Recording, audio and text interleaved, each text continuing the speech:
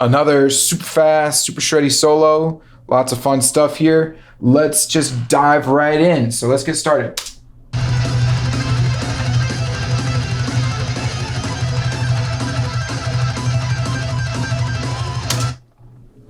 Damn, that's fast. So, all right. So yeah, it starts off really. Again, it's just like the Malevolent solo. It just busts right into it right out the gate. I mean, there's a vocal bridge before it where the song's building tension. It's building up, and this solo really is the climax emotionally of the song. And so I wanted it to have. Again, I wanted to just bust right in with something shreddy. Unlike the Malevolent solo, this was one that actually came together a little bit easier, just because I knew I had a pretty clear vision early on of what I wanted it to be. So what it ends up being, like on a theory level, isn't super complicated. So it's a bunch of sextuplets. It's running up the scale with these 3-string sweeps. So here's how it starts. I'm going to play it slowly.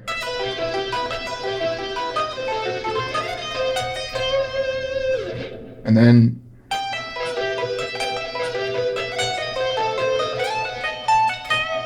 so that's essentially the same. Those two things are essentially the same thing, just their respective chords are moved up in terms of the arpeggio. So it starts off with an E minor arpeggio,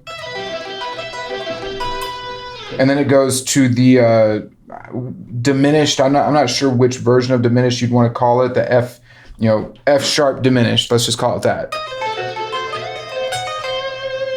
And then we go back to E minor, and then back to the F sharp diminished.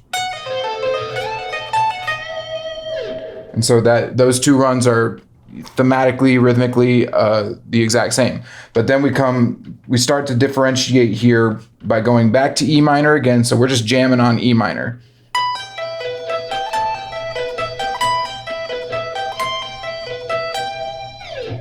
And then finally we end it with, again, just a little bit more of that altered E minor, but speeding up the pace of the higher notes. And I'm going to talk about that in a second.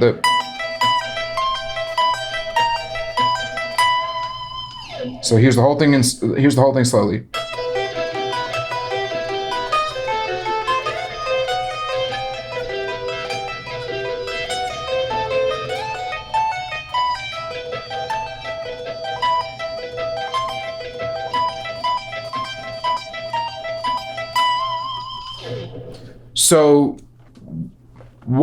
So something that I talked about in the last video with the Malevolent solo is this idea of actually having a melody when you shred. Because I hear a lot of shred that's it just feels very exercisey, And there's no melody to that. That just sounds like you're practicing an exercise. And so this idea that, especially when you're doing something like sweeps or running up and down arpeggios, that you can actually have a rhythm to it that builds and has momentum.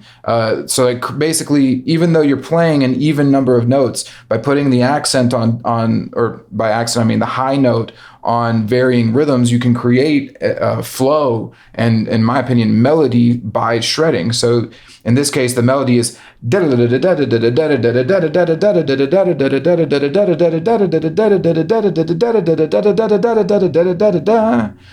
you can hear that very clearly. And so all those fast notes in between those high notes and those what would be considered the main melody notes really just turn into filler, for lack of a better word, but they're still there to give it the intensity. So listen to it again, but just listen to the high notes and the peaks and how there's flow and rhythm to it.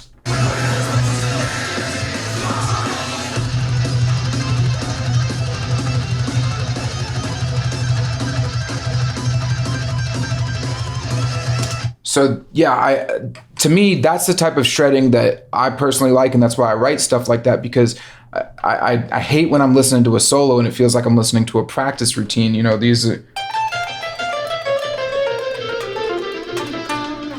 that type of stuff or whatever,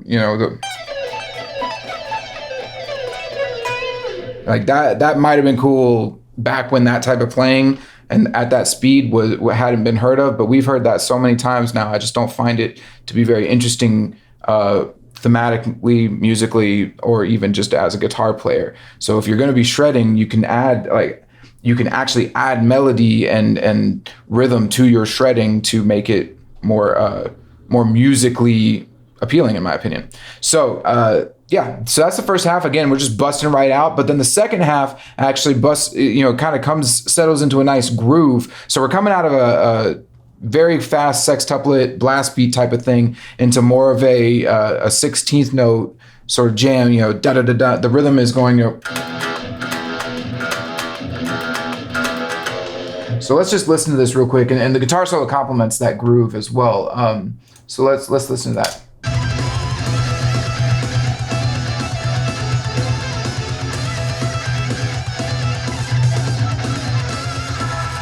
So yeah, you can hear that, like, listen to that rhythm guitar that, I think that, like, that's,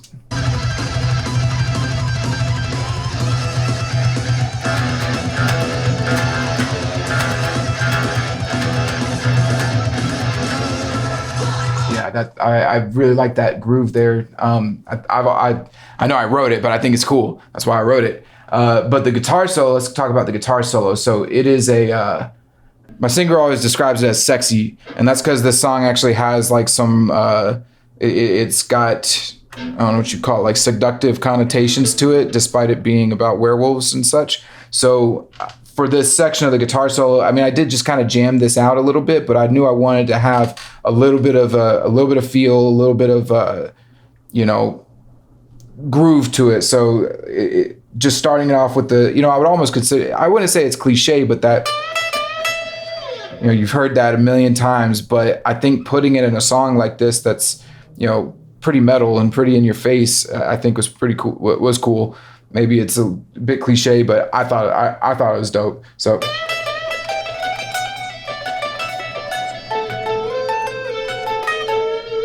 So yeah, I think, so kind of to explain further, it's like throwing that little right before what is, essentially a very complicated lead run, a very complicated modern lead run, I think separates it and gives a interesting little quality that I personally like. So yeah.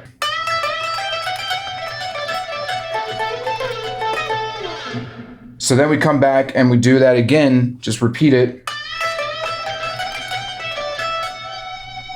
But then we end with another, 16th note run just to, leave out on a high note. So here you can hear that on the record here.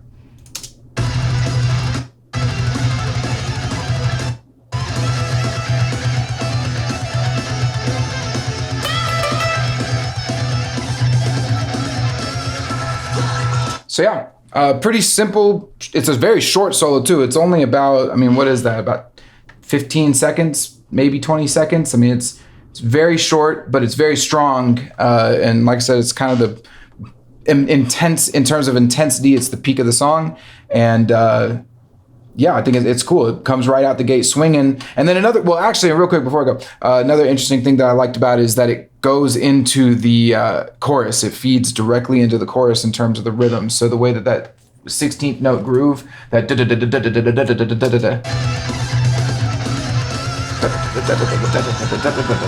the way that just kind of comes right back in like that, I think is really cool, and just keeps that intensity going for another, minute or so before the song closes out. So yeah, hope y'all enjoyed the video. Hope you like getting this look into just a short, shreddy, kind of smooth, sexy solo. And leave a like, subscribe, that whole jazz. And if you're looking to learn more techniques, I've got some guitar courses out. Feel free to go check the link in the description. I've got them there.